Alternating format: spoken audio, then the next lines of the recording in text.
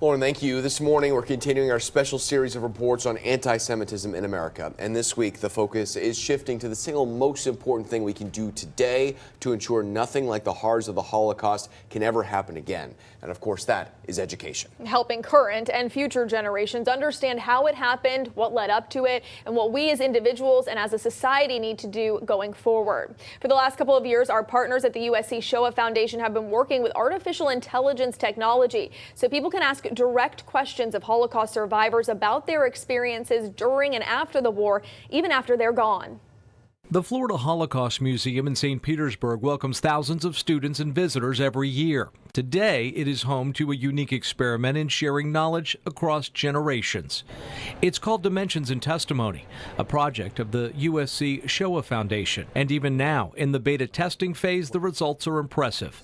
This is Ed Herman. He was born in Warsaw, Poland in 1931. In 1939, Germany invaded, starting what would become World War II. He and his family were relocated into a Jewish ghetto. 4 years later, Ed's mother arranged for him and a few others to escape into Hungary before they were slaughtered by the Nazis. He ended up in this orphanage. In 2021, Ed sat down for the first session, one of the longest and most detailed interviews of his life. When it was over, he had answered hundreds of questions about his childhood, his experiences during the war, and his reflections on it afterward. Today, Ed is one of 4 survivors. Visitors can ask questions in this unique interactive exhibit at the Florida Holocaust Museum. On this day, a local middle school class was quizzing him on life during the war. Did he know, like, when they took him away, did he know where he was going? What was his job? Oh, later in life?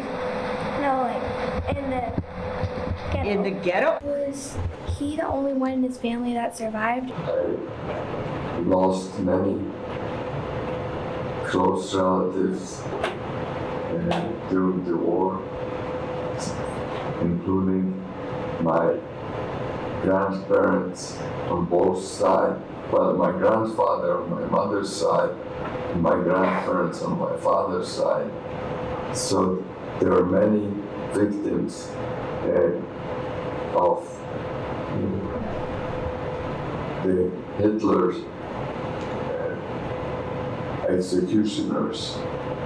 Rob Williams, executive director at the USC Shoah Foundation, says through this technology, the single greatest resource we have to communicate the true horrors of the Holocaust, the firsthand accounts of the men and women who were there, and the impact of sharing those memories face to face will never be lost. The Shoah Foundation will continue to innovate.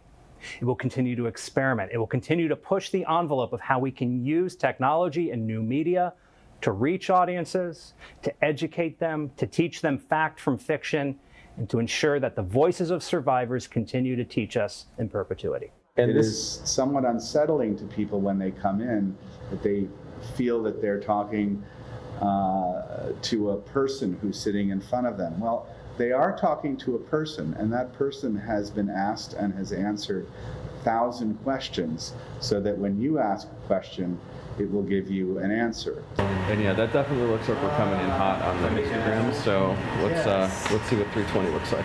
Once the interviews are recorded, each individual answer is logged into the system. Then natural language technology is used to analyze the questions so the program can instantly select and play back the best answer.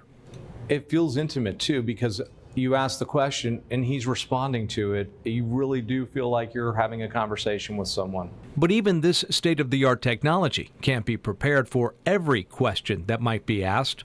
Fortunately, they thought of that too. Who patrolled the ghetto at night? This is a very good question, but I was never asked this question during my interview. The testimonies of survivors of the Holocaust and other mass atrocity crimes of the 20th and 21st century teach us a number of things. But at the core, what they teach us is that it's possible to be resilient in the face of the worst that humanity has to offer.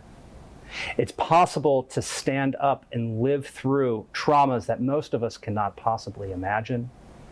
And it's possible, despite all of the horrors they've seen and experienced, to retain one's basic humanity and one's understanding of our common fellowship to one another. We are very excited about it, adopting over time these new sophisticated ways to bring people together with the Holocaust survivors and their testimony, even though they will no longer be with us in this world. In a sense, they will be with us through this work. That was our Jim Grimes reporting. Once again, all that cool technology is in St. Petersburg, so it's only on the other side of the state. And that was part 4 of our Hate Rising Anti-Semitism in America series. You can watch all previous parts right now at CBS12.com. Just search Shoah Foundation. That's SHOAH. We'll be right back.